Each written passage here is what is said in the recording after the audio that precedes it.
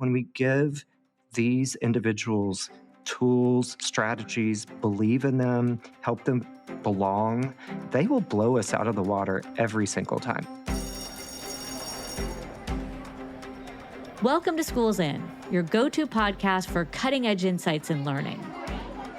From early education to lifelong development, we dive into trends, innovations, and challenges facing learners of all ages. I'm Denise Pope, Senior Lecturer at Stanford's Graduate School of Education and co-founder of Challenge Success. And I'm Dan Schwartz. I'm the Dean of the Graduate School of Education and the Faculty Director of the Stanford Accelerator for Learning. Together, we bring you expert perspectives and conversations to help you stay curious, inspired, and informed. Hi, Dan. Well, Dr. Limitless Potential Pope, it's good to see you. I like that I have limitless potential. I think so. know that we're talking about this today. You know, in education, you hear this a lot. You hear, I want my kid to fulfill his or her potential, or our mission is to have every kid at the school fulfill, their potential. And how do you even measure someone's potential? What is that even about? I don't know. There's a lot of standardized tests that think they're doing that. But I think the big fear is you underestimate people's potential, right? At the level of the individual, if you overestimate, they'll get new opportunity. If you underestimate, the door gets shut on them because you say, well, they don't have the potential to succeed in this endeavor. And so this has always been a concern in the area of disabilities, intellectual disabilities. We're fortunate today to have someone who's going to help us think about fulfilling children's potential. I love that. So our guest today is Chris Lemons. He is a professor of learning differences and special education at the Graduate School of Education, and he applies the science of learning to new techniques for teaching and supporting students with intellectual and developmental disabilities. And you might hear in this show, we might shorten that intellectual and developmental disabilities and say IDD, just to shorten it. And so Chris, welcome. We're thrilled to have you here. Thank you. Glad to be here. And I think a first obvious question is for people who really aren't familiar with maybe some of the characteristics of IDD. Could you just walk us through learners with IDD? Tell us what we might see. So you did point out correctly that in special education, we love our alphabet soup. So we love, to have abbreviations for everything. So when I most often talk about intellectual and developmental disabilities, IDD, I am referring to students in K-12, or really in special education, students can receive services under IDEA up to their 22nd birthday, but they are students who qualify as having an IQ that is 2 standard deviations below the mean. So that would typically be an IQ of 70 on a test that has 100 mean, which is average, and that they have demonstrated some lack of adaptive behaviors like self-care, safety, things like that. So many individuals with Down syndrome would qualify under that category. Some students with autism would qualify. When I was a teacher in the late 90s, the definition of autism was a little more restrictive than it is now. So those students would have been students with intellectual disability and autism. Now that range is a lot broader. But basically, these are students that, just like y'all started the show, they really do have limited or limitless potential. And one of the phrases that we like to think about with this group is presumed competence, to really have educators, presume that the student has the competence to do a variety of tasks. So that's kind of the population of learners that I'm talking about. So a great example of this is your work on reading, where, if I have it correct, children with IDD can still learn to read. Absolutely. This is it's kind of surprising until you think about it, that sort of intellectual functioning and the ability to recognize letters are quite different. Yes. Oh, wait, I would not know that. I think they're totally related. So this is news to me and very exciting. So I think, in the past, so let's say 20, 30 years ago, a lot of people would have thought people with intellectual disabilities cannot learn to read through the way that we teach most people to read, which is a phonics based approach, understanding the sounds in our spoken language are broken into small pieces. We map those onto letters. It seems kind of cognitively complicated. Yeah. So in the past, students with intellectual disabilities were taught by a sight word approach. So just here's a picture of a word. This is a picture of a dog. That word is dog, match. It's a very effective way to teach a small number of words. Actually, you can probably get, up to 100 words that way. But you obviously can't learn to read every single word you've never been taught just by matching it to pictures. We know that a phonics-based approach is more efficient and effective for all learners. So a lot of my early research did focus on trying to understand, can we make phonics instruction more effective, specifically for children and adolescents with Down syndrome. And through that line of work, we demonstrated that phonics-based approaches are still the most effective for this population of learners, and they can learn to read. And I will say, I do not think I've ever run a single study where there weren't 2 or 3 kids that blew us out of the water and we had to scramble to create more advanced materials because they learned faster than we wanted. So, kind of annoying when you're the researcher having to create new stuff, but, fabulous that the kids are learning. And so I will say we do also know that a lot of our learners with intellectual disability do struggle with generalizing. They struggle applying comprehension strategies, and a lot of that is based on prior knowledge, background knowledge, and language skills. So we have to kind of supplement the reading with those things as well. But the basics of how we teach reading are pretty much the same.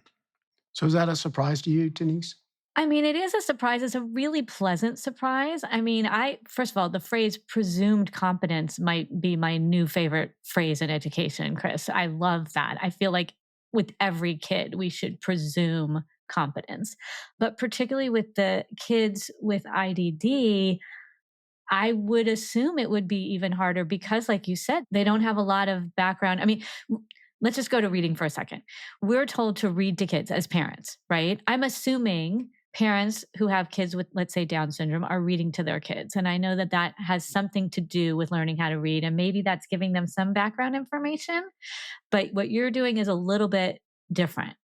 You're helping and providing some of that background information to augment. Yes? Am I understanding that right?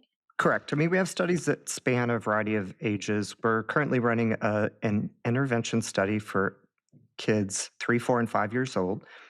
It's a book reading intervention that their parents are delivering, and the primary focus is to increase the child's vocabulary.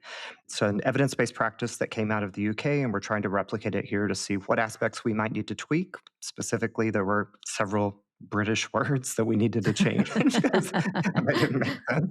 But making sure that families understand, like when reading books, it's not just about plowing through the book, but it's focusing on understanding language, understanding on the context, getting students or children's spoken language to go from one word phrases to two, to putting things together.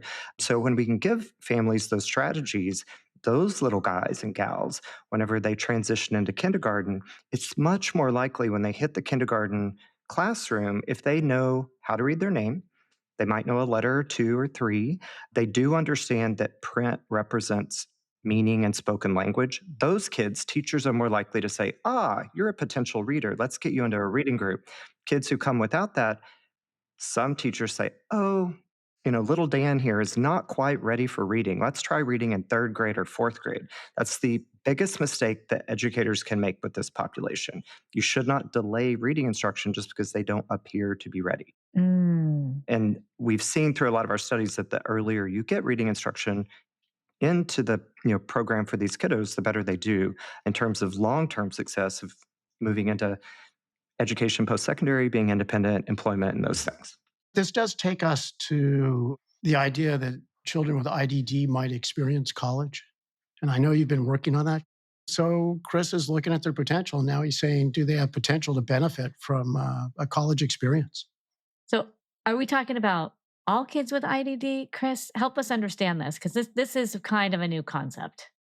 Yeah, okay. So the idea here is that when we think of students with IDD, when they are in special education and K-12 education, the priority, or one of the priorities in IDEA, the Individuals with Disabilities Education Act, is to educate them alongside their peers who do not have disabilities, same age peers, as much as possible. We know that that is really great for them. It's really great for their peers. And so whenever kids turn 19, most students exit high school and go to military employment. Some go to college. Students with ID often stay in high school until they turn 22. So you can imagine that probably doesn't sound terribly fun if all of your friends are leaving and you're stuck there. So we want additional pathways for these young adults to be able to stay with their peers and increase their education. And so college pathway is one of those pathways. Do I think every person with ID should go to college? Absolutely not. Do I think all humans should go to college? Absolutely not. But it should be a pathway for students who want it. And so I think your question was kind of the which kids are we talking about? So what we're hoping to design here is a 4-year residential program that will focus a lot on unique specialized courses for the students that are focused on employment, independence, social living, but also they will take usually about one traditional course per quarter where we will give the faculty member and the students some support to make that a meaningful learning experience. But really the aim is to continue to enhance the learning that they had in K to 12 so that when they're done with our program, they're able to get a really meaningful, joyful job, that they have great social experiences, they're embedded in the community. And Think College is a great resource for anyone who's wanting to learn more information. It's the National Coordinating Center for the TIPSIT grants, which are transition programs for students with intellectual disability through the Department of Ed. And we just received one of those grants to launch our program. And they have a lot of statistics on their website that are really powerful that show the drastic increase in employment when young adults with ID go through these programs, the drastic increase in happiness and social connections and independent living. And so I think these programs have incredible value, but not only for the students who are enrolled in them, but the peers and the faculty members who are also engaged with the program. I've seen your crew in the summer out on the fields, and the athletes really like to work with the kids, and everybody's having a very good time. You can see it. Yeah, Yeah, it's really sweet. it is pretty sweet. So we've been doing the summer residential program 3 years now to get us ready for our program. And as you know, Dan, I lived in the dorm a couple of summers with that program. Quite an eye-opening experience. But yeah, I think it's just amazing when we bring these young adults to campus and have them interact with traditional Stanford undergrads. And athletes are some of the best. Well, and also you would think that a lot of these kids probably haven't lived by themselves before. I mean, and just even that alone, never mind taking the classes, right? Just coming and living in a dorm environment has got to be a huge learning experience for these kids. And you found that they've been able to do that. Yeah, I mean, it's a learning experience for them. So I can think of one young man that came to our summer resident program this summer. And at the beginning of day one, he pulled me aside and he said, Chris, like, I don't think I can do this. I think you need to call my parents. I need to go Oh. home. And I was like, come on, dude, you can do this. And so at the end of the week, he's like, I can't believe I did it. Like, I can do this. I can live on my own. I was able to Oh. take care of my needs. And then it's also eye opening for the parents. We have an example of a young woman that she's just amazing and she loved the program and just took off, but her dad was really worried about her, and a few days in called and said, can I drop by and check on her because she's not responding to text or anything? Mm. And I was like, Typical college student, by the way. right, which is what we want. We want them to act exactly like typical college students. And so dad comes during our little 30-minute visitation period before dinner, and the daughter is like, Dad, what are you doing here? I'm at college, like, go home. And so he's like, you're not responding to text or calls. And he's like, I don't have time, I have homework, I'm working with my friends. And it's that actually, I think that's one of my favorite stories because it shows how young adults with ID, they act just like traditional college students, when we give them the opportunity to do so. And I think it helps them see their own potential, but also very importantly, to show the families that they don't need to wrap this immense protective bubble around them at all times, that we can give them some freedom to experience the real world, which is going to include some bumps and failures along the way, but that's what we all experience. And that's what they also need to experience. I love that so, so much.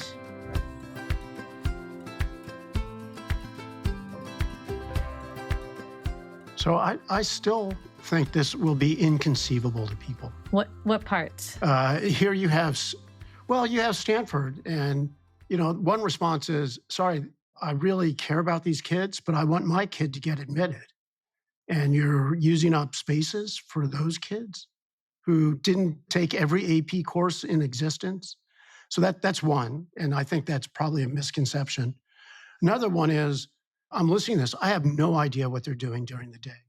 Okay, so the idea here is so one, it's not a zero sum game. It's not like these students are taking away a slot in the freshman class for traditional students. The students that we're going to enroll will be enrolled in our program, which is going to be called the Stanford Cardinal Academy or SCA. They are not earning a Stanford bachelor's degree. So they're not in competition with the traditional undergrad. But in terms of what they're doing, they will have a specialized sequence of courses. So those courses, again, will just be for the cohort of the SCA scholars, so our students, that will continue working on basic skills like reading, writing, and math. We will work on employment skills. They'll have internships on campus first 2 years, off campus last 2 years. They will have courses on health, wellness, sexuality will be in there, and independent living, dorm living. So they'll have a lot of coursework there. Again, they'll take about one traditional college course per quarter.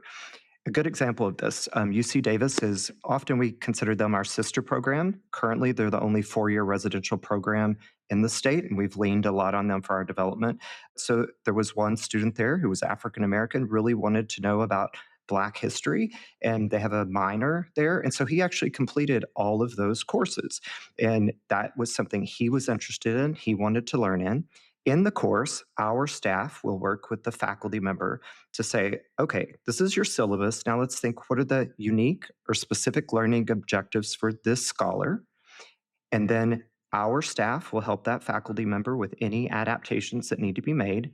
And our scholar will have what we're calling a Stanford Cardinal Academy navigator, who's an undergrad mentor that will help with tutoring and homework and things like that. So they will have specialized coursework that helps them meet their unique needs so they'll be successful whenever they graduate. But the importance of being on the college campus is that they have all of the other experiences that you get at college. And so that is not just coursework. It's social interactions, making friends, clubs, athletics. There are all kinds of things you learn at college and getting to know people who have a different lived experience than you. And so we want to offer them all of the benefits that kids get out of college in addition to their degree. But also, very importantly, I personally, and I think y'all do too, value the idea of creating a more inclusive world, for people with intellectual disability, that they are included in society. And I truly think if we at Stanford think we prepare the best and brightest lawyers, doctors, teachers, artists, if they have the experience of making a friend and getting to know a student with ID during their college years, they are much more likely when they graduate and go into the workforce to say, hey, I'm a doctor in this office. Why do we not have any staff with ID? Mm. I'm, going to go into advertising. Why don't we have any interns that have ID at our place? And I think it's a great potential to, have a good impact on changing the world, because I think many of us, the college years are some of our most formative years of who we become as an adult. And so injecting that experience, I think, will just make the world a better place. Love it.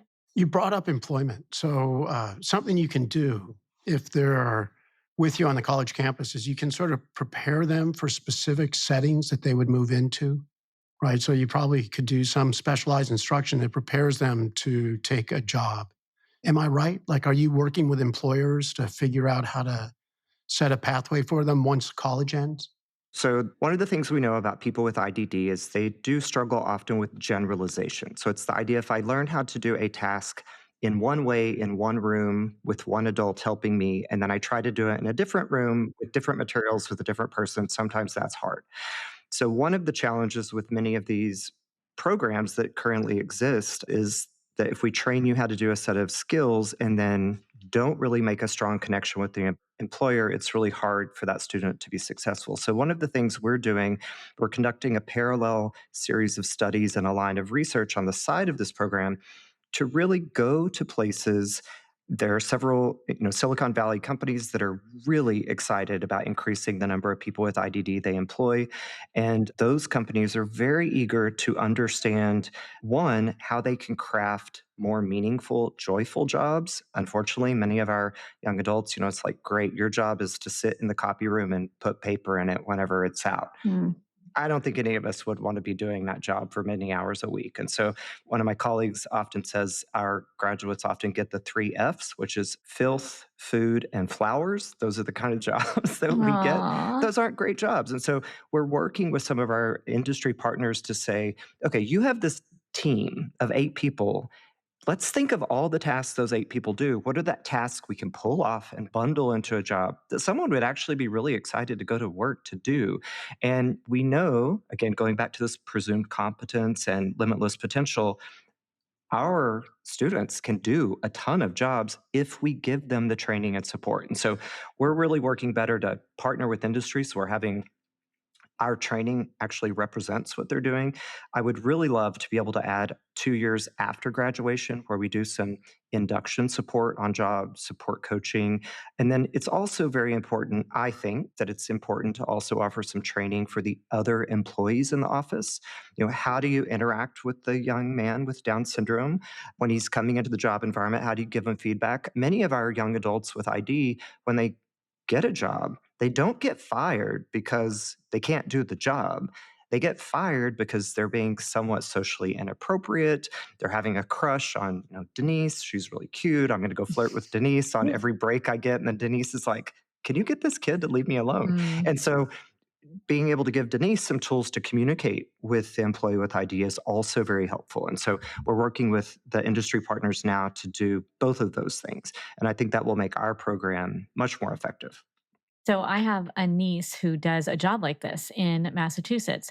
She works at a school for kids with IDD, and when they graduate, they take an extra year, and my niece is the person who goes with them to their job, gives them job training for what their job is going to be, but then actually goes with them to their job, does a little bit of that like transition time with the company, with the kid, often is the driver because a lot of these kids don't drive, works out, this is how you're going to get there on the bus, like every from soup to nuts, basically, to get them to be feeling really, really successful in their jobs. And it's just all of us need that little extra transition time, right? And someone's figured out, oh, this is how we do it right before we just send people out into the world. Let's give them a little bit of scaffolding. Let's help that. So it's pretty exciting. So I can't resist switching just for a second, Chris. It's all AI all the time here at Stanford. And I'm fairly convinced that one of the important things AI will do is to help kids who have special needs of various types.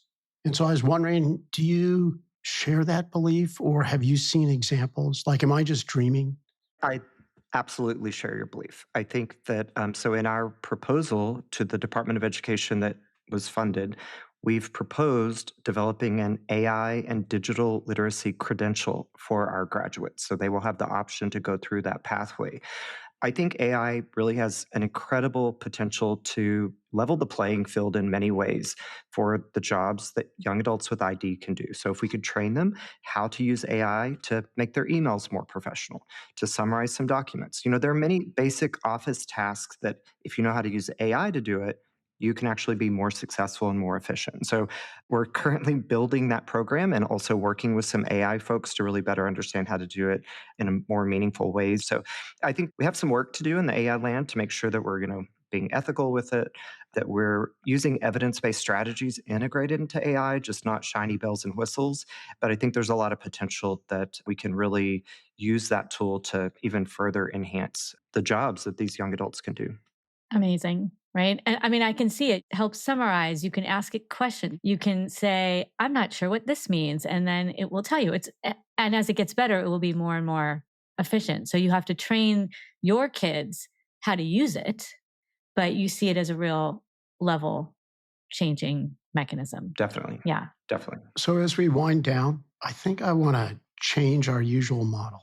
Chris has been so phenomenally clear. I don't feel the need to give takeaways. What I want Chris to tell the most inspirational story that he can think of sort of the limitless potential. I think a good inspiration for me is a young man named Dash or Dashiell Meyer. And he has been engaged with us through the Stanford Down Syndrome Center and some other things. So he's a young man. He actually just turned 21, I think, earlier this year. He is a young man with Down syndrome. And he's a good example of a kiddo that, well, one, he's a wrecking ball. He's a force. He's just a little fireball. So no one's going to slow this kid down. But he's a great example that when your parents believe in you and don't put a wall in front of you, when your educators believe in you and don't put a wall in front of you, you can do amazing things. So he has served as a mentor for us, where he comes in and talks to our young adults in the residential program. But he has spoken in front of the UN. He currently makes movies. He does a lot of these really awesome little stop still movies, where you like have little Legos and you move them and then take a picture, move them and take he has this one awesome one on Star Wars. I'm sure if you Google him, you can find him. He's in the Special Olympics ad campaign. So in San Francisco, I often see his face on the bus whenever I get on the bus. And then he's just this dynamic speaker that he goes around and does lectures about how, the future is bright. And, if you don't limit people, they can do amazing things. And he is one of many, many young people with intellectual disability that show this. But I think it's just this idea that when we give these individuals tools, strategies, believe in them, help them belong, that they will blow us out of the water every single time. And I think that's actually the most exciting thing when I work with them is like, even in the summer residential program over such a short period of time, the change you see is dramatic and exciting. And I think, we'll just keep building that. And it's my favorite part of my job. Aw, this show made me happy. Thank you, Chris. Thank you so much for being here. You're welcome. And thank all of you for joining this episode of Schools In. Be sure to subscribe to the show on Spotify, Apple Podcasts, or wherever you tune in. I'm Denise Pope. And I am Dan Schwartz. Yay.